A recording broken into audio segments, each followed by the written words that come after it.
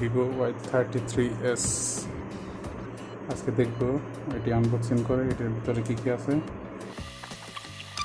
কার্ডবোর্ডের বাক্স, এর মধ্যে একটি টিপিও কেস আছে, একটি ওয়ারেন্টি কার্ড, সাথে ইউজার ম্যানুয়াল গাইড। এখানে আছে ফোনটি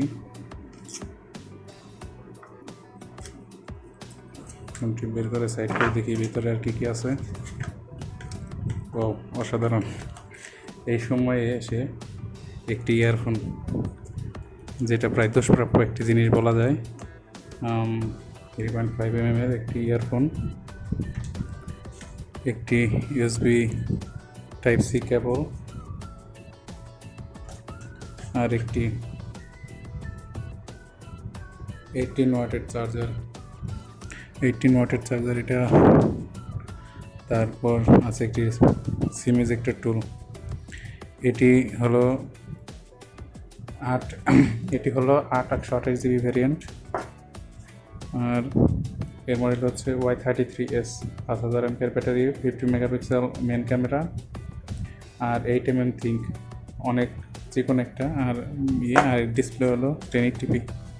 তো দেখি ফোনটি কীরকম দেখতে। ও অসাধারণ একটি কালার। এখানে 50 মেগাপিক্সেল মেন ক্যামেরা, 14-26 mm, আর নিচের একটি কি ক্যামেরা সেটা দেখে বলতে হবে। তো ফোনটি বুট করে দেখি। এখানে নিচে ইয়ারফোন জ্যাক পোর্ট দেওয়া আছে, Type-C,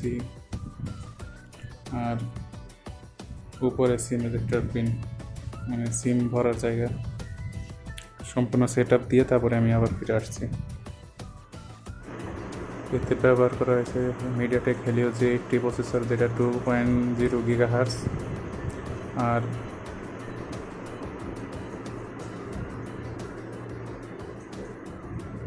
ডিভাইস এতে 1080p ডিসপ্লে ব্যবহার করা হয়েছে, আর র্যাম ব্যবহার করা হয়েছে 8 GB।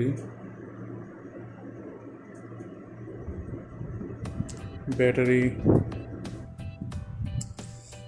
CPU টোটাল টেস্ট করে দেখি।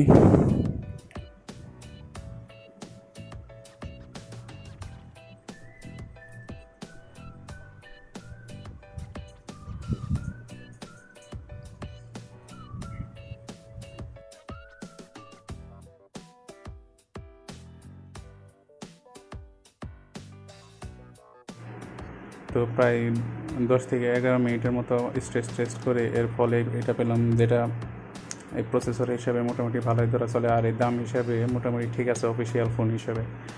যদি প্রসেসরটা যদি একটু ভালো দিত তাহলে অবশ্যই ভালো হতো, যেমন মিডিয়াটেক হেলিও G96 বা G95 অথবা G90T যদি দিত তাহলে খুবই ভালো হতো। আর 8 GB র্যাম দিয়েছে, যেটা অবশ্যই একটু প্রশংসার দাবিদার। তবে আমি বলবো যে এই প্রসেসরটা দাম অনুযায়ী ঠিক নয়।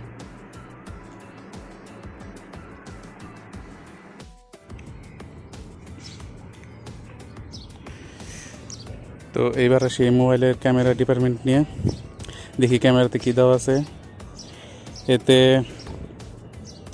50 মেগাপিক্সেলের ক্যামেরা দেওয়া আছে, আর দুইটা কি সেন্সর সেটা বলতে পারতেছি না।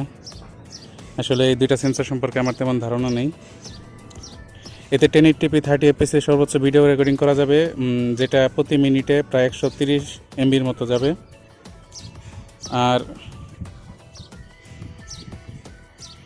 আর ফ্রন্ট ক্যামেরার কথা যদি বলি, ফ্রন্ট ক্যামেরাতে সর্বোচ্চ 1080p 30-তে ভিডিও রেকর্ডিং করা যাবে।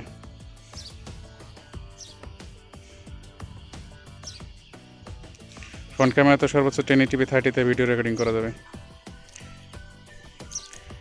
যদিও এই দাম হিসাবে খুবই কম হয়ে যায়। যদি 4K রেকর্ডিংয়ের সুবিধা পাওয়া যেত তাহলে অনেক সুবিধা হতো এই দাম হিসাবে, কারণ প্রায় 21,000 টাকা ফোনটির দাম।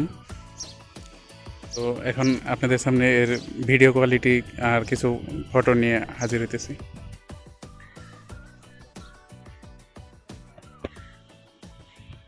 এটা এখন আপনারা যে ভিডিও কোয়ালিটি দেখতেছেন এটা হচ্ছে এই ফোনেরই 1080p 30 fps এ শ্যুট করা ভিডিও, যা এই প্রাইস হিসাবে আশা তুললো না। আমি একটু হেঁটে দেখাচ্ছি স্টেবিলাইজেশন।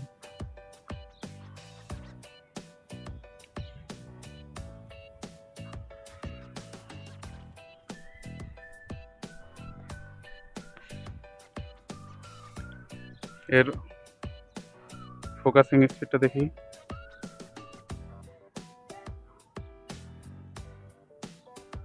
এর ফোকাসিং স্পিডটা অনেক অসাধারণ।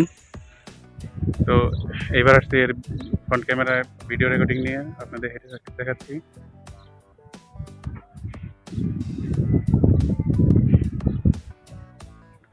ফ্রন্ট ক্যামেরাতে 1080p 30 fps হিসাবে আর মোটামুটি দাম হিসাবে অবশ্যই ঠিকই আছে।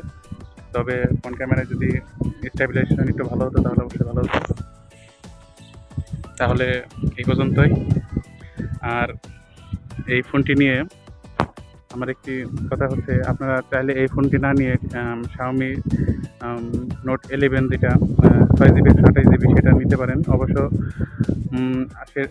ওই ফোনটাতে আপনারা প্রসেসর একটু ভালো পাবেন, কিন্তু র্যাম 2GB কম পাবেন। কিন্তু প্রসেসর যদি ভালো না হয় তাহলে 2GB র্যাম বেশিতে আপনারা কী করবেন সেটা আপনারা জানার বিষয়। তবে সেটার মধ্যে সব দিক দিয়ে প্রায় ভালো হবে। এই ফোনটিও ভালোই, কিন্তু লাইট ইউজের জন্য অবশ্যই। তো আজকে এই পর্যন্তই। সবাই ভালো থাকবেন, আশা করি।